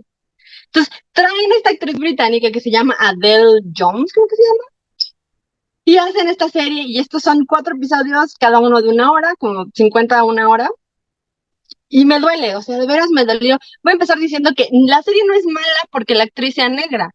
A mí no me importa si Cleopatra es Elizabeth Taylor, o es una mujer pelirroja, o es esta morra Adele. La serie es mala porque es la peor serie del planeta. En serio es la peor serie. Tiene el peor rating en Rotten Tomatoes y en IMDb. Creo que en IMDb tiene como 1. Tiene 1 de 10. Y en Rotten Tomatoes creo que también tiene 1. Y es que o sea, me duele. O sea, me duele. Físicamente me duele. Primero escogen a esta mujer y deciden que obviamente, pues, Cleopatra era obviamente una feminista negra del siglo XXI. Y entonces la ponen ahí y Cleopatra es una feminista negra del siglo XXI. Y eso es lo que hace, o sea, dice, obviamente como yo soy la mujer y las mujeres somos más fregonas, yo voy a ser la reina. Y se encuentra con Julio César y bueno, absolutamente todo en la serie es terrible. Está separada en dos, está separada entre dramatizaciones de Cleopatra y su vida y pequeñas cápsulas de académicos que están contando acerca de la vida de Cleopatra. Ahora, los académicos que se encontraron, creo que solamente uno de como 4 es egiptólogo, los otros no son egiptólogos, ni siquiera son arqueólogos. Y entonces empiezan a hablar y empieza una señora, una doctora negra, creo que es especialista en africana, que dice que su abuela le dijo que no importaba lo que le dijeran en la escuela, Cleopatra era negra. Y entonces uno se dice a sí mismo, qué bueno que este documental empieza sin sesgos. O sea, es bueno saber que este documental empieza sin sesgos. Entonces ya me puse a ver más y resulta que además no es un documental, porque obviamente mucha gente acusó a este documental de que estaba mintiendo y que estaba mintiendo pues descaradamente en muchas de las partes. Y dijo Jada Pinkett Smith, es que no es un documental, es una docuserie. Y una docuserie no tiene que contarte la verdad. O sea, sí tiene que usar hechos, pero no te tiene que contar la verdad. Te puedes escoger ficciones y puedes meterle ficciones. ¿Ok? Entonces, me puse a verla y absolutamente todo en esta serie está mal. Está mal, mienten. Cleopatra es esta mujer que de pronto tiene el cabello natural de una mujer negra. Si saben algo de las cuestiones pues de Black Lives Matter en Estados Unidos, sabrán que los derechos del cabello de la gente afroamericana es un tema muy importante. Entonces esta mujer trae el cabello natural, trae un afro más o menos corto, y uno se pregunta, pero, o sea, sí te enteraste que pues Cleopatra probablemente usaba pelucas. O sea, seguramente Cleopatra no usaba el cabello de forma natural. Y bueno, aquí viene toda la controversia. Cleopatra sabemos que era una mujer griega. Era una Ptolomea que seguramente era griega, no sabemos si era negra o blanca o café, porque no sabemos quién era su mamá. Entonces, realmente a mí no me importa, podría ser cualquier actriz. A mí no me hubiera importado que fuera esta actriz, siempre y cuando hubiera algo más detrás de eso. Pero la reacción fue así, no, pues tiene que ser una chava negra porque es una razón política, porque nos quieren borrar, porque los blancos nos quieren borrar y los egipcios eran un imperio negro. Ándale. Y entonces uno dice, chinga, y lo dijo Tina Garabi, lo dijo Jada Pinkett Smith, dijeron que pues el hecho de que pensáramos en los antiguos egipcios como blancos era un hecho de colonialismo y que queríamos borrar el hecho de que los antiguos egipcios habían sido un imperio orgullosamente negro. Y bueno, o sea, los egipcios estuvieron ahí alrededor 3.000 años y pues en 3.000 años cambia la etnia de todo, ¿no? O sea, la composición étnica de un lugar va a cambiar muchísimo en 3.000 años, o sea, es una cantidad ridícula de tiempo. Y entonces dicen eso. Obviamente sale un montón de gente, entre ellos sale Zawi Hawass, que si lo quieren buscar es Zawi con Z y con W, es el egiptólogo egipcio de Egipto O sea, es el mejor egiptólogo egipcio de Egipto. Y entonces sale a decir, oye, todo esto que estás contando ahí son mentiras. Y las que no son mentiras son adivinanzas tuyas y no tiene sentido. Sale Tina Garabi, que de nuevo es la directora de estos episodios, y le dice que los egipcios están molestos, el gobierno egipcio está molesto, porque Tina Garabi y Jada Pinkett Smith les están pidiendo que se conciban a sí mismos como negros y ellos no quieren ser considerados negros. Y todo esto, obviamente, dio a luz a una controversia que está y sigue ahí en Twitter, sigue ahí en Instagram, sigue ahí en todas partes, en donde dicen, oye, pero pues inclusive si Cleopatra era negra o blanca o azul o era alguien, ¿a quién le importa? O sea, la serie es mala, está mal hecha. Y los diálogos son espantosos, o sea, todo en la serie es así como, no puedo creer que exista una Cleopatra tan terrible, no puedo creer que exista una serie tan mala. ¿Y dónde la pasan, Gaby? En Netflix, la tienes que ver, Teresa, para enojarte. La tienes que ver para enojarte, te vas a enfurecer tanto. Porque además, o sea, ponen unas cosas, por ejemplo, los romanos tienen barba.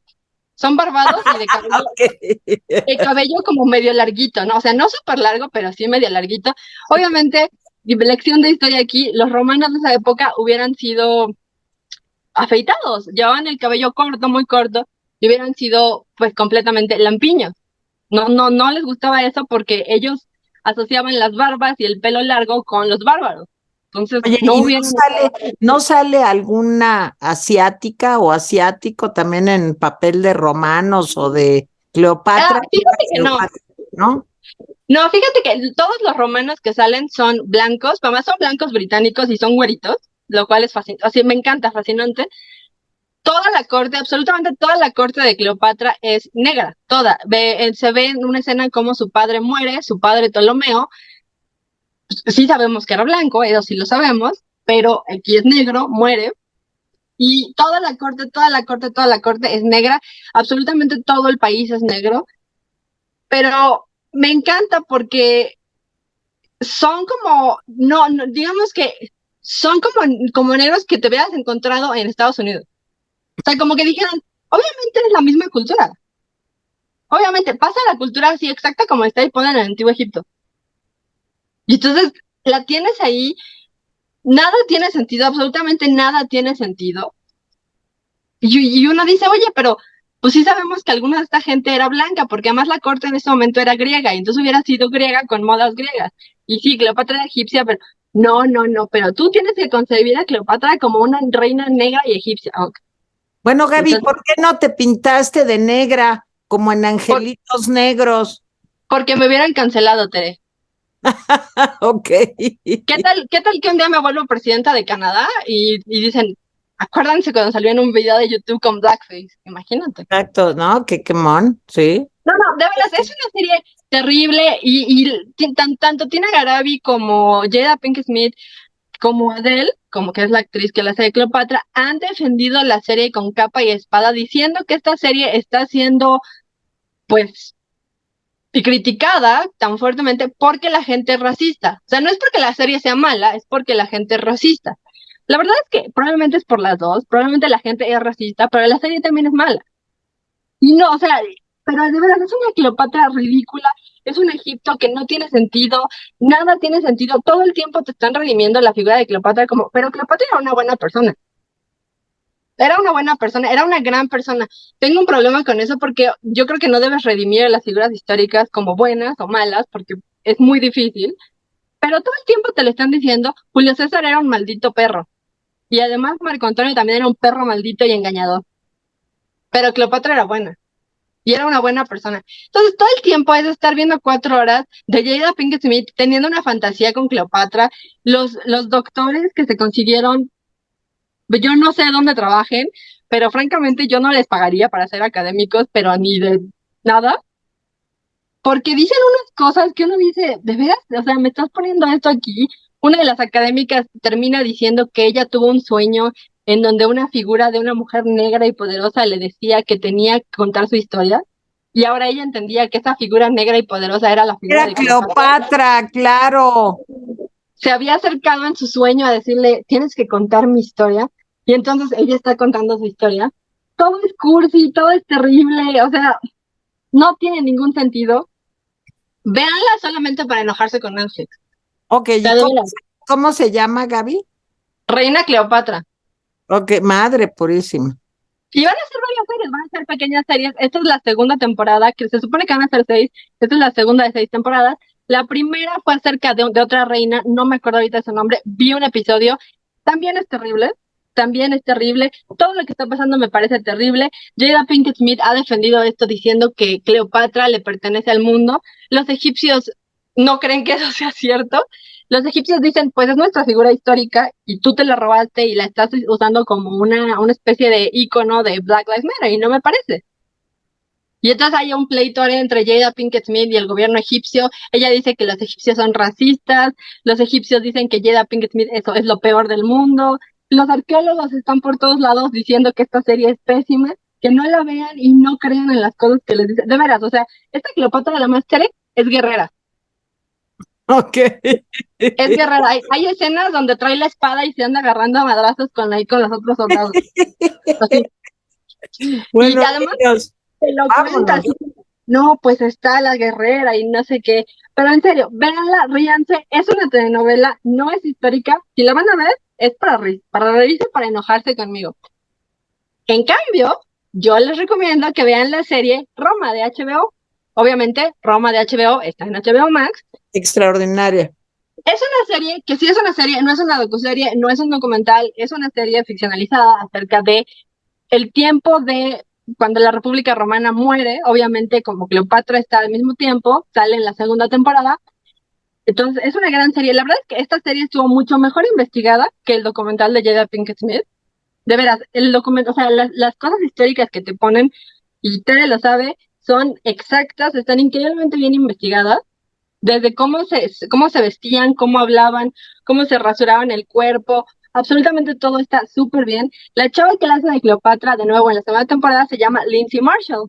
Lindsay Marshall, cuando la contrataron de Cleopatra, hace muchos años, la gente dijo, pero qué mujer tan fea, ¿cómo van a poner a una Cleopatra tan fea si se supone que Cleopatra era guapísima? Lindsay Marshall, a mí no se me hace una mujer fea, no es una mujer guapa, pero no es una mujer fea, es una mujer pequeña, de nariz grande, labios delgados y pues muy plana, no es una mujer voluptuosa. En algún momento leí que tenía sangre chipriota, lo cual quiere decir que tiene como unos rasgos medio agregados, y dijeron que era una mujer realmente muy fea y muy X.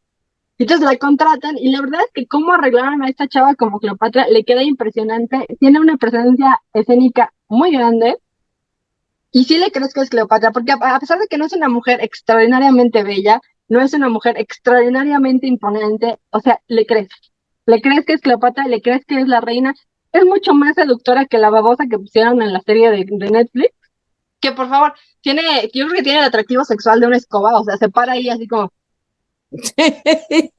Y le abre el ojito al Julio César y Julio César la ve y ella así. ¡Ay, qué horror! Y se ven así el uno al otro y ya se van y se acuestan. Las escenas de sexo, por cierto, están por todos lados en el documental, pero yo les estoy recomendando, si no quieren verla y quieren ver algo que sea más cercano a la historia y con una mejor Cleopatra, vean la Cleopatra de HBO, de Roma, y ahí está. Esa es mi recomendación. Muy bien, Gaby. Bueno, pues un comentario final, Nico, Jaime. Jada Pinkett Smith y Will Smith son el anticristo. ¿Verdad que sí? Absolutamente. Ese es mi comentario final. Estoy de acuerdo. Jaime. Mi comentario final es que yo vi 2 minutos de la serie y me pareció malísimo. Simplemente no tenemos idea cómo era Cleopatra, porque acuérdense de una cosa, toda la iconografía es inventada. O sea, si alguien se quería parecer a alguien, pues ni modo que los que hacían las estatuas y las pinturas y los grabados, pues los desafiaran, ¿no? Exacto. Entonces, y además, no tenemos el cuerpo de Cleopatra. No sabemos, porque no sabemos dónde enterraron a Cleopatra, si es que la enterraron, si la quemaron, no sabemos. Hay un par creo que es importante, hay un par de imágenes de Cleopatra como una mujer pelirroja de ojos claros, de ojos verdes. No sabemos si Cleopatra se veía así o si ella pidió que la pintaran así, porque además se pintaron varios años después de que ella hubiera Había muerto. muerto, sí. No, Son- a ver, a mí me parece fantástico que hagan una serie de una reina negra feminista guerrera. O no me parece fantástico, me parece que se puede hacer. O me parece fantástico que Halle Berry haga de Cleopatra mañana porque se le inspiró al director y le pareció una buena puntada. Pero andar agarrando a Cleopatra de manera ahistórica, ¿a quién sabe qué agenda malentendida, para quién sabe qué agenda inventada, que es lo que tiene Jada Pinkett Smith, sí me parece pues muy oportunista. O sea, lo que es un gran oportunismo de Jada Pinkett Smith, de tratar de vender como una serie de revisionismo histórico, pues una cosa que es un proyecto de lucro oportunista burdo, pues. Pero además mal hecho. O sea, mal hecho, sí, mal hecho. pero además Sí, o sea, mal hecho. importa que, o sea, yo les digo, están estas imágenes de Cleopatra como pelirroja de ojos claros. ¿Quién sabe si se veía así? A lo mejor sí, a lo mejor no. La verdad es que no importa si era bella o era fea, o era negra o era blanca, no importa. O sea, realmente esas son cosas irrelevantes, son preguntas irrelevantes. Que sea ficcionalizado no me importa, que hagan documentales no me importa. Esto está mal hecho. Y además te enoja, o sea, te enoja porque todo el tiempo te está diciendo, si tú no, a ti no te gusta esto, eres racista, tú eres racista, tú. Y además los egipcios todos son racistas, imagínate. Es como si alguien escogiera a Sor Juana Inés y Netflix hiciera un documental de Sor Juana y dijera, pues ahora va a ser así. Y que los mexicanos dijeran, oye, pero no se veía así, pero me vale madre, se va a ver así, porque yo te digo que así se va a ver. No, oye, Yo a mí digo me que parece. María Antonieta Pons es la perfecta. Sí, de acuerdo. Ya me parece muy bien que Kate Blanchett sea Bob Dylan en una película, así eso se le inspira a Todd Haynes, pero no andemos apostando a que eso es rigor histórico. Eso es una interpretación, es una lectura de un fenómeno cultural que busca decir cosas políticas sobre él. No es rigor histórico. Ay, Chicos, no, por nos favor, tenemos otra que ir. cosa. Otra cosa que se me super olvidó decir, la narradora es Jada Pinkett Smith y duele. Y sale Todo el tiempo, todo el tiempo. ¿Sale Está pelona? diciendo, ¿qué? No, no sale, o sea, no se escucha su voz, no sale, pero se escucha y de veras, les voy a decir, los episodios, todos los episodios empiezan así. Cleopatra, reina de una nación, reina de África, la madre de una tierra, la madre de una cultura antigua, y tú así como, ¿qué? ¿Qué? ¿Qué tonterías estás diciendo? Pero más, de veras, o sea, está pintado y me va a encantar cuando Tere vea el primer episodio porque se va a enojar tanto que me va a mandar mensaje. Ay, qué mala. Voy a Te lo tener que pintan, comprar de las veras, palomas. te lo pintan como que Cleopatra era una buena persona porque era negra y Julio César y Marco Antonio son unos ignorantes, babosos, malditos, porque son dos hombres blancos. Y además, uno de ellos borracho. Y además, o sea, de veras, tiene un revisionismo histórico terrible, es terrible, la narración es horrible, no sé quién le escribió eso, y que además me digan, imagínate qué político sería de nuestra parte escoger a una Cleopatra negra, estoy citando a Tina Garaví, eso dijo, o sea, imagínate qué político. Si alguien me dijera eso en la vida real, creo que nunca le podría volver a hablar en la vida. Entonces, véanla, pero ríanse y luego vean Roma. Bueno, rápido, vámonos. Nicolás, ¿dónde te podemos ver? En Latinus todos los viernes. Ah, bueno, y hablando de reinas negras, esa sí es reina negra, voy a hacer este fin de semana para Latinus una pieza especial sobre Tina Turner. Ah, está muy bueno. ¿Y cuándo lo subes? Pues ahorita te he estado escribiendo aquí en lo que hablaban ustedes, estamos corriendo. Ok, pero es para el fin de semana. Pero es para el fin de semana, sí. Muy bien, y lo pueden leer en el Heraldo de México. La pinche complejidad de escucharla es el podcast de Nicolás. ¿Qué días, Nico? Los miércoles leer, los viernes oír. Y el próximo será sobre racismo y racialización a la luz de Queen Cleopatra. Muy bien. Jaime Guerrero, ¿dónde te podemos escuchar y leer? Bueno, escuchar y ver en El Rapidín mañana, tarde y noche, en el Rincón de los Fandari y leer en El Economista los viernes. Gaby Guerrero, ¿nos das tu correo electrónico? Sí, ahí va. Gaby con Y, .guerrero, .rapidín, @gmail.com. Gaby.guerrero.rapidín, @gmail.com. ¿Y a dónde podemos leer y ver a Tereval? Rápidamente les digo, en el Heraldo los viernes, en Etcétera los lunes, en Atípica los miércoles a las 11 de la mañana y en el Rapidín 2 o 3 veces al día. Yo les voy a decir, después de todo lo que hablamos, después de todo lo que oímos, después de todo lo que dijimos, ¿quién es mi Cleopatra favorita de todos los tiempos? Gaby Guerrero. Gracias. Yo me llamo Gaby Patra. Sí, Yo soy reina sí, soy reina de mi propio Egipto. es la más mejor Cleopatra y la más bonita. Entonces yo ya... Yo creo que sobre Jada Pinkett Smith la última palabra la tiene el Loco Valdés, que alguna vez protagonizó una obra de teatro que se llamaba Cleopatra metió la pata. Así propongo que le pongamos a esta emisión del Rincón de la Orfandad. Cleopatra metió la pata. Me encanta, hay que ponerle así. Está muy bueno, buenísimo. Bueno, adiós, gracias por vernos. Denle like, donen. Adiós, apóyennos. gracias. Nos vemos la Bye. semana entrante. Bye. Dios, Dios.